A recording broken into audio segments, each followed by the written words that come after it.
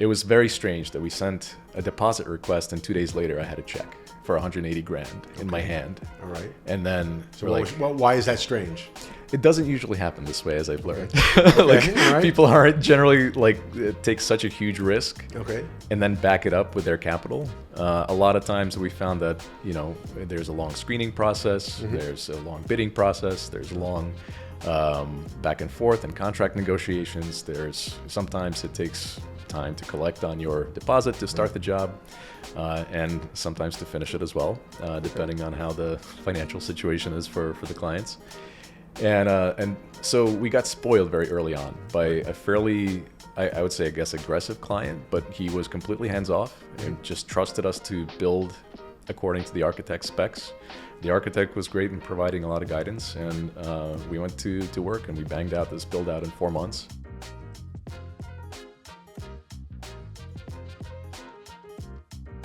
Welcome again, everybody, to the Zelnik Exchange. I'm your host, Corey Zelnik. Today, my guest is Alexandrov, a dear friend of mine, and I will tell you how he and I became friends. But most importantly, we're going to learn about his little history of going from general contractor to the Speedway. I'll let him tell us all about that. The background in the bio, as I tend to read each week, is Alex began his career in finance, affordable housing development, and transitioned to construction management for the past 12 years. He recently exited his general construction firm in December of 24. In his career's second act, as he says, Alex decided to take a hard left, pun intended, and start a high-performance driving company, Burnout Motorsport, which produces and hosts education and corporate events at racetracks throughout the United States. Alex is a car lover. As a kid, Alex always loved cars, bikes, and anything that moved fast. Through a chance encounter with a fellow automotive enthusiast at a Cars and Coffee meetup, Alex was introduced to the world of high-performance driving education, HPDE events, and was hooked ever since. His goal is to break down the silos in the segmented enthusiast communities, create strategic partnerships with active organizations and individuals, and accomplish this by curating fun and safe driving events. Burnout Motorsports has an expert roster of high-performance driving instructors and the capacity to host events anywhere in the world. Alex currently lives in Westchester County in South Salem with his wife and 2 boys. Alex, welcome to the show. Thank you so much. Thanks for having me, Corey. You're very, very welcome. I'm excited to get involved in this discussion. Before we do that, I just want to let everybody know, because we constantly talk about it on Instagram and in LinkedIn about networking. Yes. You are my friend through networking. Absolutely. That's where it all started. Yep. We were down, and shout out to Amir Karangi over at The Real Deal. We met at Future City 3 years ago. Yeah. And my takeaway, and I'm very happy for this, from that entire event, that entire weekend, I think it was, extended, whatever it was you. It was primarily residential developers. There wasn't a lot of business takeaway for me, but I got our friendship, and I'm grateful for that. Same. And through that, I transitioned you into an organization that I used to be involved with, BNI. Yep. Shout out to our friend Todd Symbol. And through that, I think you made some more contacts, and you certainly made more money there than I did, which is partially why I'm no longer involved. Yep. But that's okay. But that's our background. And again, grateful for our friendship, because I know we speak regularly. And I was excited to have you here.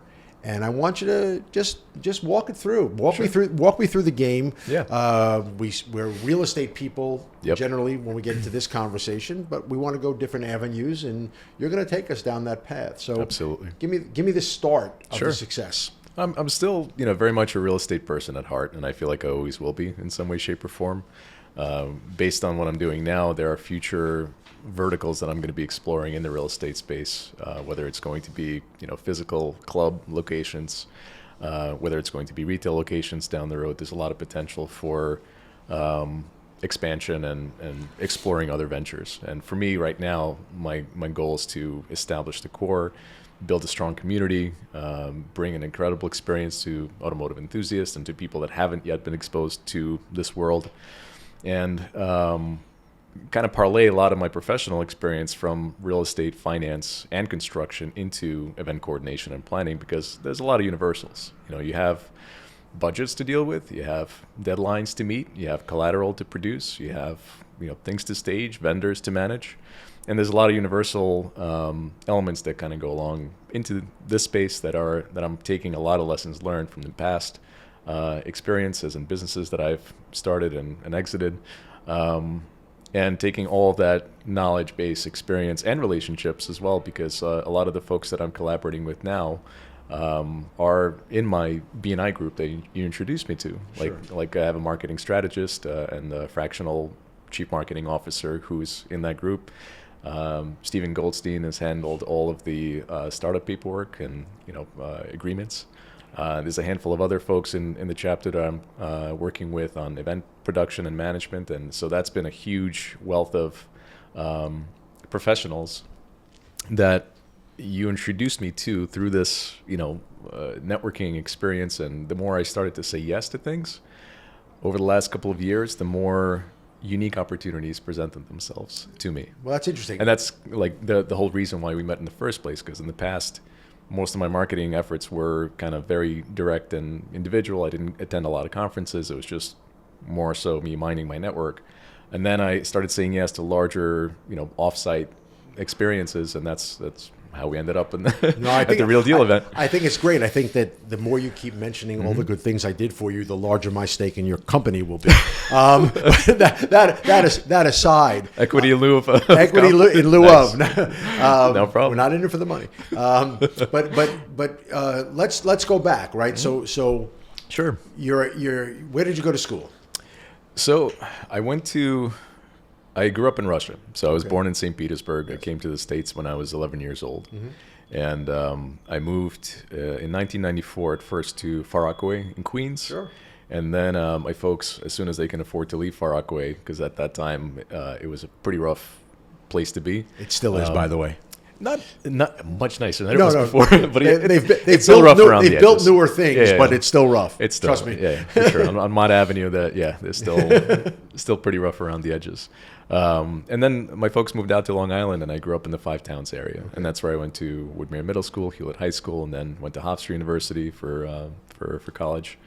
So my base was in Long Island, and then as soon as I could afford to move out of my parents' house, I lived mostly in Queens and Brooklyn. Most of my adult life. Do you come out of Hofstra with an accounting degree, a finance degree? Yeah. So I started as a marketing major, and then I at that time at least I felt like marketing was kind of a bit of nonsense and wanted something a little bit more concrete. And I liked digging into numbers. I liked doing spreadsheets, and for me, finance kind of became that avenue. And I started my affordable housing career very early on while I was still finishing out my last 2 semesters. Even though I had a full caseload, I was working. I went to work for a private boutique firm where my former boss was just getting her bearings and literally starting her first development project as a principal owner, GP. And so I got to help be in the ground floor for her rise in her career as a real estate developer, where she transitioned from construction management and public policy work. She had a strong government background. And then she went from consulting to real estate development as a principal. And I was there for the first project. And these were generally longer term real estate development deals, because low income senior housing in New York, especially if it's a city owned site, you have to go through ULURP, you have to go through a lot of different steps. I was managing projects over a 6-year life cycle, from initial underwriting through getting all the entitlements in place, through the financing stages, and then through construction and eventually rent. I mean, but that's like the ultimate in learning. Right? Yes. You walk away. It was a great platform. Right. You walk away from that feeling like you got a master's degree. Yeah, right? absolutely. And I actually, there was a certain point in time where I got interested in urban planning, and I was considering going for a master's, or getting an MUP, a master's in urban planning degree. And I had a buddy of mine in the industry that went to MIT for his MUP, and he basically told me, he's like, Alex, you already have a job that I'd be looking for coming out of grad school, so just do what you're doing and learn as much as you can, and I got to give my former boss credit because she allowed me to participate in a lot of executive level decision making, meetings with city council folks, meetings with New York City Department of Planning, and I got to learn every facet of the business through her because it was a boutique firm. So it was my boss, myself, and our administrative assistant for much of the time that I was there. And I was there for almost 8 years. That's tremendous. It was huge. It was for me, like as a young professional, it was an incredible experience. And like my earlier days, I started on a Wall Street track, hit some ceilings pretty early on, and just it wasn't quite the right fit for me. And this was.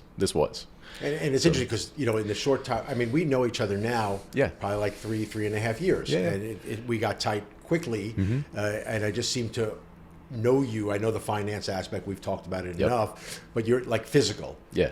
Right? So I couldn't see it down. Like I couldn't see it down on Wall Street. Like I feel like you want to get your hands dirty, literally and figuratively. Absolutely. I don't get me wrong. Like I love spreadsheets. Yeah, of course. They're a great tool. I just don't want to be crunching numbers all day long. No, it's not my specialty. Understood. I like being out and about, and I always love learning about a lot of other different things other than numbers. That's great. So you come out of this, you get, like we say, you get your master's degree. Yeah. What happens next? So at a certain point in time, the company I was working for became a family firm. So I realized I wasn't part of the family. Didn't have the same last name. No, didn't have the same last name. I wasn't necessarily going to get any percentages of the deals that I was working on as an equity stake. I always had this ambitious entrepreneurial streak, and I get that from my mom because she ran a daycare for 27 years when we moved to the States. And so that was, I think, part of the driving force. It was my dad's meticulousness and my mom's entrepreneurial risk-taking spirit that I'm kind of, I guess I embody in some way, shape, or form. Sure. And so once it became a family business, it became clear to me that there's not much more that I can grow, I think, within the firm. I also realized I wasn't being comped. I asked a bunch of colleagues in the industry where my salary base was and compared it to where everybody else was getting paid, and realized there's, I'm kind of fairly big margin below where I necessarily, should be. The education was worth a lot. Oh yeah, was worth a lot, but then you hit a point, right? Pretty much. You need a little more. Yep. Right, go ahead. I apologize. And then so I thought at that time that the best way for me to get into real estate development would be to start a consulting practice. So I can source deals, I can underwrite projects, I can project manage for a fee, and so I started a consulting arm as a segue into getting into real estate development. I realized very quickly that nobody, even then, is willing to give away percentages of equity in their deals, even if I'm sourcing a project. They'd rather pay me as a consultant, as a development advisor or owner's rep. And so after a couple of years of, and it was a very unique time in my life. I was living in the Rockaways on Beach 119th Street on like a beachfront studio. It was very cheap rent. I play video games all night till I wake up in the morning, do consulting work for 8 to 10 hours. Did you go to my Dwayne Reed at Beach 116th? I put there? Oh, yeah? That I put there 25 or so years ago. All right, probably, yeah. But it was a unique time in my life where I had a lot of freedom and flexibility, and that's when I started riding motorcycles, because I waited till I was 30 to get my first bike, which was probably the right move, because I did a lot of dumb things earlier. Plus, you probably have to answer your mother less. Yeah, at age 30, right? I don't know. With my mom, I kind of still do. Yeah, is that like Soviet mindset, Right. No, but it was a fun time where I had a lot of flexibility, and I worked for-profit developers, nonprofit developers, some general contractors that were doing larger scale deals that had their own development pipeline. And so from my experience was kind of fairly universal. I was doing, general project management work, underwriting, so that, went back into my finance and affordable housing chops.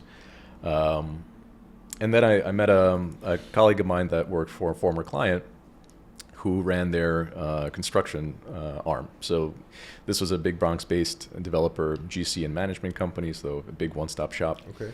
And they had a pretty substantial portfolio in the Bronx and northern Manhattan of affordable housing. So they were constantly doing fairly major rehab work and some new construction, but not much of it at all. And he was one of their senior site supers and PMs. We liked working together. on a project that I was consulting on. And then I landed an owner's rep project in the Bronx where I was representing a nonprofit group that was renovating an 88-unit building. So this was a fully occupied tenant-in-place renovation. And I sold them on my ability to manage the contractor and the architect, having zero construction background. So You say that with a smirk. I do. It's one of those like fake it till you make it kind of things that you don't want to fake too much, but you do want to be able to market yourself in a way that is genuine and is within your capability of reach. And at least that's like time and time again became some of my operating standards internally. Sure. You don't want to bullshit too much, but you also want to, look at you, because there always comes a point where you got to back it up. Of course, you always got to back Absolutely. it up. So. And I have never promised things beyond what I truly believed that I would be able to deliver, either through being a consultant or representing my former company. And so we started working on this project in the Bronx. I brought his name's Mike. I brought Mike on board as a co-consultant. And then we saw a general contractor royally screw up a fairly straightforward job. And this was, fairly basic renovation. And this was a city-funded project. And we thought that the two of us could do a better job of managing a job like that. And at that time, it was a $4 million job. Now probably would be $6 to $8 million rehab. And so that kind of got the conversation started of, let's start a construction company and see where that could go, because at that time I had a pretty strong base of relationships in the development world and in the nonprofit world in affordable housing. My partner had a lot of relationships with subcontractors, vendors, and on the construction side of things. And so I figured between my business chops and his construction chops, we can have a go at it. Sure. And we did. And so we started doing commercial work. Interior fit outs was, we did an art gallery in Chelsea as our first project, which was a beautiful high-end build. And it was a very unique opportunity where the client took a chance on two kids that were, I think my partner was 28. I was 30 years old. Right. I put together a pretty brochure that he bought. I'm like, all right. Okay. I asked him if, for his attorney's email so I can send him a draft contract. He's like, I don't have an attorney, just. It was very strange that we sent a deposit request and 2 days later I had a check for $180,000 in my hand. All right. And then why is that strange? It doesn't usually happen this way, as I've learned. Okay. People aren't generally take such a huge risk. Okay. And then back it up with their capital. A lot of times we found that there's a long screening process, there's a long bidding process, there's a long back and forth and contract negotiations. Sometimes it takes time to collect on your deposit to start the job, and sometimes to finish it as well, depending on how the financial situation is for the clients. And so we got spoiled very early on by a fairly, I would say, aggressive client, but he was completely hands-off and just trusted us to build according to the architect's specs.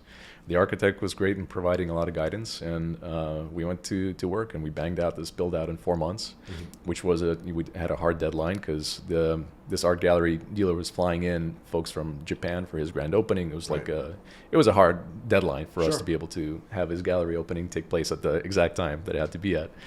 Even though we were doing touch-ups the night before and the paint was probably still drying on the walls, it was perfectly done. So Good yeah. And then, getting paid on that project was also fairly straightforward and easy. We would submit a requisition, and 2 days later we have a check. That's and great. That I've realized over the last 12 years of being in the industry typically does not happen. That's the blessing and the curse. Yeah, exactly. So we're like, oh, this is awesome. We're going to be art gallery kings of, construction in New York City. And that was the only art gallery we ever built. Interesting. And you never know. One of the things that I've learned is whatever I thought in which direction things were going to go, they never did. No, it goes into something completely different. Interesting. Yeah. Well, there's a creative aspect to what you've always done, right? So yes. You get those twists and turns. Yep. I know that just because we know we have some mutual friends. I don't know if it was it certainly wasn't the next thing, but you've gone on and you've built paddle courts and clubs and things. So you certainly went from galleries onwards. Yeah, to some of those different things. we did quite a lot of different types of construction over the years, and we started doing ground up construction early on. To some extent, I think that was probably a mistake, only because the payment cycles are different, the client base is different, and it is typically harder to finance a larger ground-up job as a contractor because your bills are a lot higher. We also made a pretty big investment in overhead. So we insourced concrete crews, carpentry crews, which was, so we grew from, 0 employees to 60 employees in the first year. And without having had the prior experience of managing such a large workforce of labor, of materials and equipment. And we got lucky that some of our colleagues lent us their warehouses, and we had like free rent of a 5,000 square foot warehouse in a yard in Red Hook, which was amazing for, I think, 3-4 years while they were working on getting entitlements. And that's why it helps to have friends in real estate development. Absolutely. But we added on a lot of layers of complexity without truly understanding what it would take to properly manage it, to oversee it, to cost it out, and for it to be profitable. So even though we were signing up multi-million-dollar ground-up condo projects, it was not necessarily good business because either the client relationship was already, like, if we were the third contractor on the project, and the first 2 failed for whatever reason, like, that's usually a red flag. And at that time, we were just gung-ho about getting into this next, phase, scaling and growth. And I realized that chasing revenue is not always the best thing to do. And do a little extra diligence. Yes. Yeah. But when you're starting out, it's hard to kind of balance what you take on and what you don't. And we didn't really scrutinize much. We just, whatever came our way, we're like, all right, we can do it. Sure, let's go. Yeah, I have it similarly with like the younger brokers, and I was a young broker way back when too, about talking them through on a smaller scale than what you're talking about, but from deal to deal, how the anxiousness and the excitement without, seeing, I always expressed to them, Michael Jordan always talked about slowing the game down. Yeah. One of the things that made him great, besides his obvious ability, was his ability to play almost in slow motion. Yeah. And see everything. Yep. And so what happens is the young guys get excited and there's an offer and this, let's call. And I'm like, I can't even tell you how many times in a week I'm like, breathe. Just breathe. Yeah. First and foremost, in all the years I've ever been in this business, almost 35 years of them, not one single situation ever has been life or death. Right. Never, ever once. We rent stores. Yep. Nothing more. And so you just got to calm them down. Yeah. And so that anxiousness, it hits you, and, it sounds like, you got banged over the head. Oh, yeah. And we also ran into a couple of walls ourselves. Yeah. Like and that. You learn some things. Yes, you definitely do. So how'd you come back from that? What was the maneuver? I think it took I would say 4 to 5 years to recover from the early phase mistakes. So the fact that we were able to kind of survive and stick it out, and we had a handful of clients that took a chance on us that like actually saved us. Good. The pandemic helped, even though it was a very strange time, because on one hand we had to lay off 35 employees at that time because we had 3 stop work orders on the same day. This was when former Governor Cuomo deemed all work non-essential to be stopped. Sure. And even though affordable housing projects got to continue, municipal buildings got to be built by larger contractors, most private work was shut down. So at that time we had 2 hotel projects and a luxury condo that we were putting up in Williamsburg that all got stopped in the same day. And then we had to figure out, like, all right, what do we do now? How are we going to support our families? How are we going to, what are we going to do with our employees? How are we going to survive as a business? And I have to give the former federal government its credit when they got a lot of money out through the PPP program, the EIDL program as well. Being the recipient of a government bailout, I never thought I would be in that position. Sure. But it helped us survive as a company and helped us actually do what you just said, which is to pause, think, and then figure out what to do next, as opposed to just being go, go, go. Because New York City is, it's a magical place, and it's also nonstop. And so, That's like, for sure. For us, we were shut down for 7 months. My son was less than 1 year old at the time. Okay. This was my firstborn. Sure. My wife and I escaped upstate to my parents' place, and we were up in the Catskills for what we thought. We packed like a 3-week bag because we thought we'd be back in the city, pretty soon, and everything's going to go back to normal because this was just a little, flu that was going to... Just a blip. Yeah, just a little blip in the world. And then everything shut down for months and months. And so we stayed up there for 7 months. And during that time, still going back into the city for taking meetings, because I still needed to try to get business, because there's, not everything was shut down. Things are still operating. And when we were able to reopen the company, we came back much leaner intentionally, and only rehired the core positions that we thought would allow us to survive the next potential pandemic. And then we started outsourcing a lot more work to subcontractors, which is probably a better business model for the type of work that we were doing in the first place. Right. There's still a few things that we did in-house, like millwork and high-end finishes, but most of the work, especially the heavy stuff like concrete and carpentry, we found solid subs to be able to collaborate with, and to no longer have to have that in-house as labor and tools and equipment, because tools have a way of finding themselves on eBay, and equipment tends to get broken down, and it's hard to keep all of those moving pieces and elements, because each individual trade is its own business in its own right. And unless you've been doing it for 20 years with a dedicated crew, that's when you really start to make money at it. So it took a long time for us to kind of absorb all those lessons, survive them, and then come back post-pandemic in a much stronger footing, and with better clients that now had led to repeat business. You mentioned Paddle House. We, for the first year and a half, scoured, 5 different warehouse locations in Brooklyn with this. At that time, it was a potential client. And at a certain point in time, we're like, this is not going to go anywhere. So they're out there with their real estate people prospecting. Exactly. They're trying to find a lot of their constraints are ceiling heights. So they need to be at 33 feet and above, or something like that, within 30 feet, and proper column spacing. Height and columns, right. Exactly, which is a huge, for sports that was facilities. That was the old movie theater dynamic. Height and columns. Yep. Exactly. Can't have either. No. High ceilings and no columns. Yep. So on the first project that we did for them, after we initially almost wrote them off, because we went to 5 different locations, did a bunch of cost estimates, and it wasn't really going anywhere. And then all of a sudden, they signed a lease, and then we went to work. And so that was the first Paddle House in Williamsburg. We relocated 3 columns. We re-poured the entire slab because it was not level. There was a lot of structural work that we ended up doing in addition to the finishes and the cord install.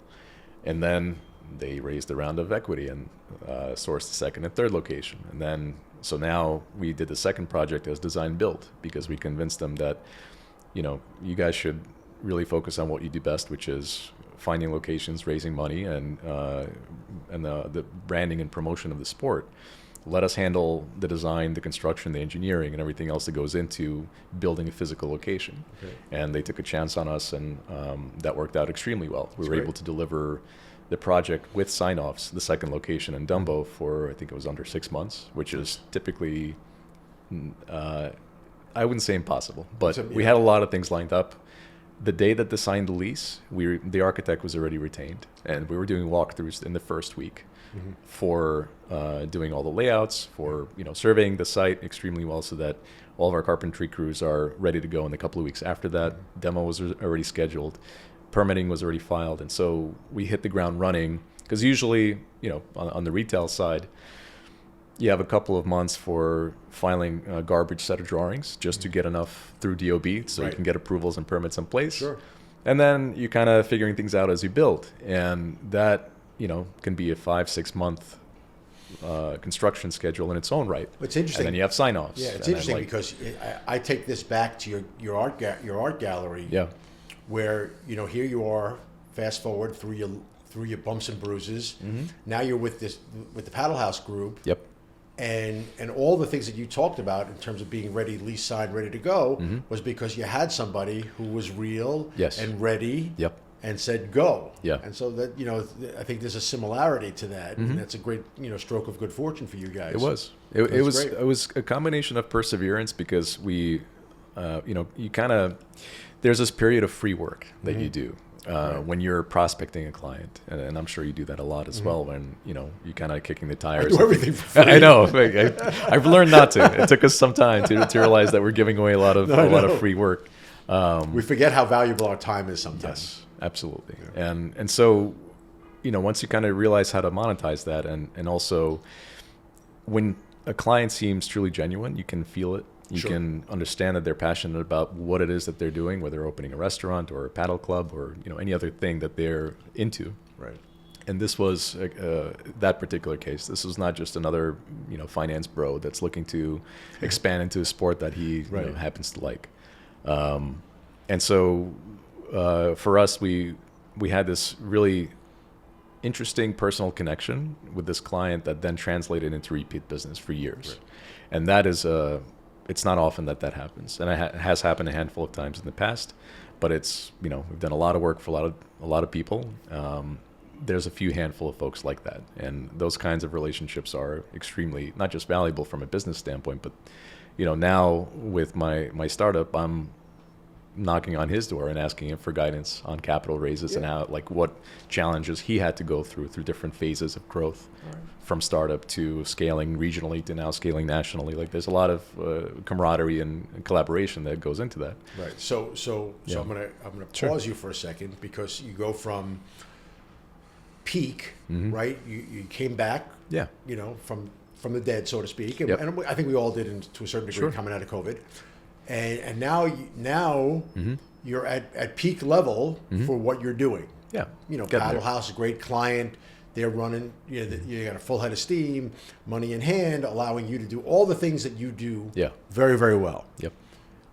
And I'll throw a little pun that you step on the brakes Yep. and you make that left turn that Mm-hmm. we alluded to in your bio. Yep. What was tell us Mm-hmm. about the thinking there, Sure.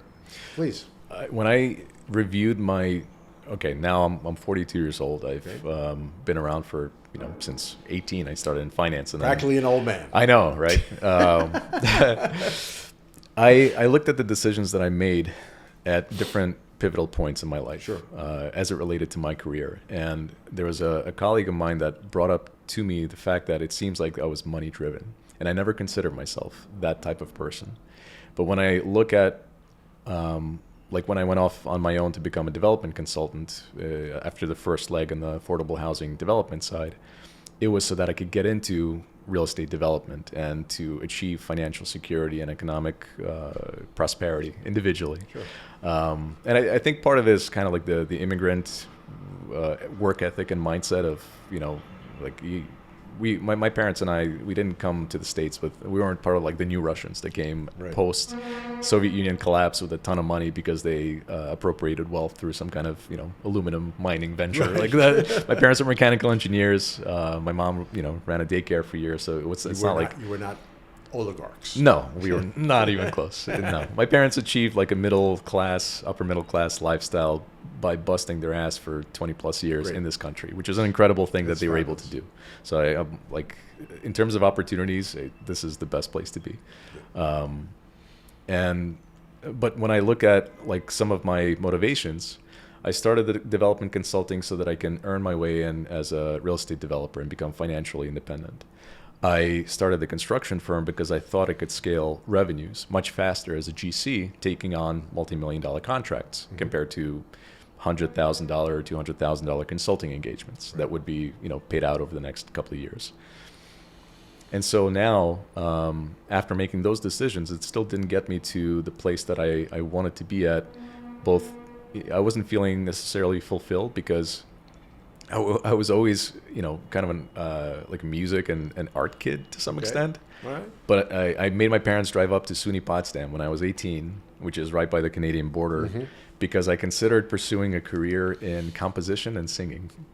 And at a certain point in time, I realized, okay, I love music, but I don't necessarily want to try to make money off of something that I love so much. And that was probably the right career move because it's really hard to make it as an artist and to sustain yourself financially unless you get extraordinarily lucky or something happens that's spectacular. And so now when I had some time to reflect on things, and when my second kiddo was born, and I took some time off for family leave, which I didn't really do the first time because my company wasn't doing that well.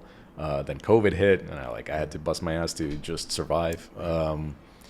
But now we were in a different position, and I took about a month and a half off. And as I have a newborn laying on my chest for 3 hours as he's sleeping, you're forced to actually stop and think about what it is, why are we doing all of this? Okay.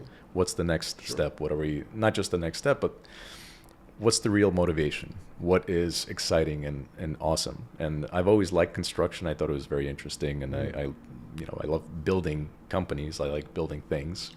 But I'm not a mechanical engineer or structural engineer.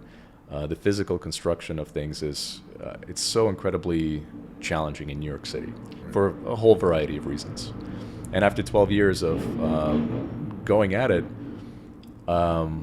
it's not that I think I could have been successful in it if I continued on that path. And you never know where things go down the road. Right. Maybe come back to it down one day. Who knows? But there's this other avenue that I finally tapped into that was much closer to the things that I find truly fun and exciting. And I don't know if it's like kind of hitting not a midlife, hopefully not a midlife point. But I turned 40. It's called a midlife crisis. Yeah, I know. That's I turned 40, bought a sports car, and then got hooked. There you go. And then now I decided to, instead of kind of going with the momentum that I've already built up in this one particular thing, I decided to try to realign myself closer to the things that I find truly interesting and exciting, and that provide more creative outlets. And so, my marketing muscle is still very strong. My sales muscle was very strong coming into this. And so, but it's in a part of the industry that it's fun, it's safe. Okay. And it's also, there's a huge community aspect to it, which is what I really like. That's what I got hooked on in the first place. So I turned 40, got my little sports car. I go to local Cars and Coffee, and a random person strikes up a conversation with me and then invites me to do a track day. That he's I think he was rolling with the Audi Northeast Club. Okay. And I'm like, you don't have to have an Audi. I have a Mazda. He's like, no, you don't. You could just come to the event. I'm like, what do I have to do? He's like, all you have to do is replace your brake fluid, and you can come to my house if you want. You live half an hour away from me. And I said, all right. So I come to this random guy's house, bleed the brakes, replace the brake fluid with a high-performing brake fluid, and 2 weeks later, I'm on a racetrack in New Jersey. And then all I had to do was show up. And what I got as part of that experience was a dedicated instructor that was extremely technical and wonderful to learn from. It was extremely well organized of an event. The cost wasn't substantial enough for it to be off-putting. And there was an extremely welcoming environment and a community of people that are all there to help each other and to have a good time. It was a weekend, so it was like 2-day events. They had different run groups, so if you're a beginner like I was and still am, you have the beginner run group, you have intermediate, and you have expert. Okay. And as a beginner, you get a one-to-one instructor. So for the day, somebody's babysitting you, making sure you don't get into too much trouble. And that was an extraordinary experience because it was like an all-day hang. And then afterwards, everybody's hanging out at a local restaurant or bar, and then you just do it again the following day. And then you compound your skills. You get to be a little bit more confident. You get to explore the limits of your capabilities and what your car can do. And that's when you start to actually gel the different things that you're learning on the track. And I've always loved, as I mentioned, things that go fast, but I played racing sims, and it's very different than being there in person, feeling all the G-forces and having that experience on your own. It's not the same. Sims are great, and they've gotten way better in the last couple of years than they were before. And so you're having the time of your life. I have the time of my life with the community element of it, which is what made it. Right, and I see that a lot in the physical fitness world, things like that. Exactly. Time of your life. Yes. Community. Yes. When did the dollar signs go off and you decide you're going to turn this into a business? What triggers that? When I totaled my car last year. Ouch. Ouch. So, for the first run of the season in 2024, I went out with the instructor that I really liked getting instructed by. This was the first day in May. It was at Thompson Raceway in Connecticut. And at this point, I upgraded my brakes, I upgraded my tires, I upgraded my wheels. My car is now better set up for this the track activity. And I'm ready to go. I'm excited. It's the first day of the season. We go out, and I drive from my house to Thompson, which is about a 2.5-hour drive, at 5 o'clock in the morning. I make the mistake of not going to sleep early, and I'm running on 4 hours of sleep. Get to the track, 8 a.m., Everything is awesome. We have 4 25-minute sessions throughout the day, and I'm doing extremely well. I am, my skills are improving. The instructor at the second and third session is barely giving me any feedback because I'm already just kind of locked in. And that's the beautiful thing about this activity is there's really nothing else that your body can think about except for what's directly in front of you. So you get into this flow state, which is similar to what happens in extreme sports and sports in general. Sure. And things kind of slow down. And you're not thinking about anything else. And that in itself is both a combination of like this weird meditative escape, even though you're hustling your car and, you're driving fast and not always fast, but like, you're driving in a very aggressive sort of way within your own limits. Controlled aggression. Controlled aggression. And so we have these 4 magical sessions, and then I ask him for the 5th session that starts at 4:30. Hey, can I go solo? Can I go out on my own? He's like, yeah, man, you've earned it. Sure thing. So he packs up and goes home. Lives about 45 minutes away. And on the last session of the day, I go out on my own. And because it's the end of the day, the track marshal's like, all right, have a good time. Take it nice and easy. I'm like, sure, no problem. My instructor is like, take it nice and easy. Last session of the day. Like, sure, no problem. And I don't take it easy. I forget to switch the traction control back on because we've kept it off on the other sessions. So there's no nannies that are protecting me as I get on it. And I also forget to let the tires warm up. So I'm pushing the car pretty heavily in the first lap. And coming out of a turn, I get on the gas a little too soon. The rear end spins out on me. I smash into a concrete barrier on the left. Front end comes around, and I watch the airbag deploy. And this is a low-speed collision. I don't know, maybe 15 miles an hour. I just get like a slight jostle. Sure. And then my car is disabled in the middle of the track, and I'm done. Yeah. You're by yourself. I'm by myself. Yeah. And then so they stop the track and get a tow vehicle out to the rear wheel is locked up. The car is smashed. There's fluid leaking out of it. And this is my beautiful 2020 Mazda Miata with 16,000 miles on it. Then I learned and I paid attention that a lot of the weekend warriors and like the track rats, the guys that are there, a lot of days out of the season, not one of them was running like a brand new, Porsche or Ferrari. They're all running older Miatas and BMW Beaters. Right? Exactly. Track cars. All right. So I learned. All right. So you learned that. So now. Yep. My car is dead. Your car's dead. You're alive. That's can't claim insurance. That's most important. important. They're not going to cover you. No, but the car's dead. You're alive. Most important thing. Yep. Tell me, how are you making money out of this? So at first I thought of potentially renting this car out as a track vehicle because I looked, ran a spreadsheet as I always do, calculated the cost to repair to get it, almost new. Right. That's $22,000. Okay. Calculated the cost to get it to track worthy with a dedicated track setup, around $12,000. Okay. So I'm obviously going to go on that option because it's literally money out of my pocket, and that's what I wanted to do. And I started thinking about, okay, should I be renting this and just trailering it over to different tracks? So long story short, it ended up being a situation where that is a different business model, and that's when I started thinking about hosting high-performance driving events. Right. And I started researching what it actually takes, all the other clubs that are in the city and the state, and you don't really need to have a lot of collateral for it. You need to have a strong instructor base because that is the thing that makes or breaks the event for the participant. Right. I had some great instructors with my first event that I went to, and I had some not so great instructors on another event with a different club that I attended. And I never want to replicate the crappy instruction that I received from one of the less organized event organizers. Sure.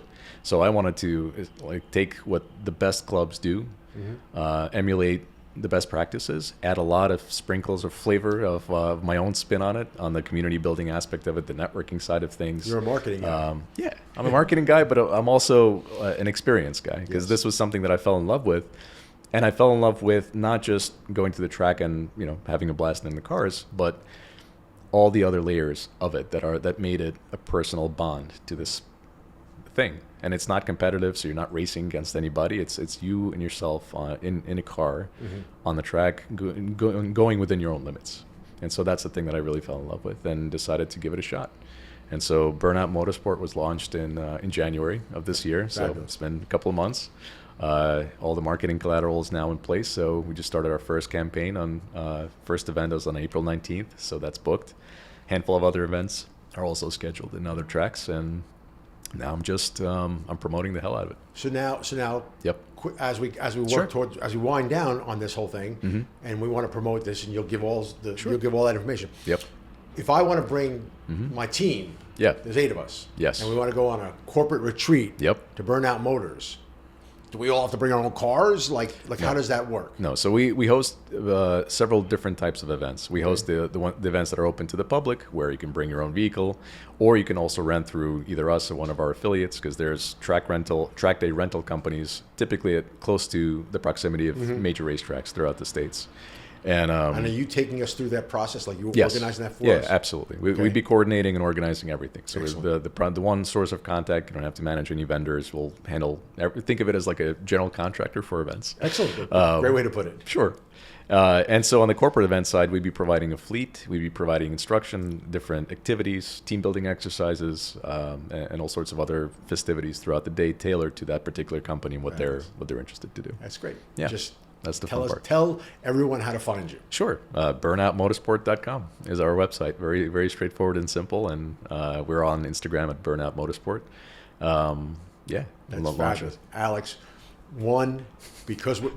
just because we're friends, I'm so happy for your success. Yep. And this great left turn that you've made. I think Burnout Motorsport is going to be fabulous. I am grateful to you for your time. I enjoy hearing the story. I think everybody else will as well. And once again, Alexandrov, Burnout Motorsports. Thanks for spending time with us. Thank you, Corey. Thanks so All much, right. buddy.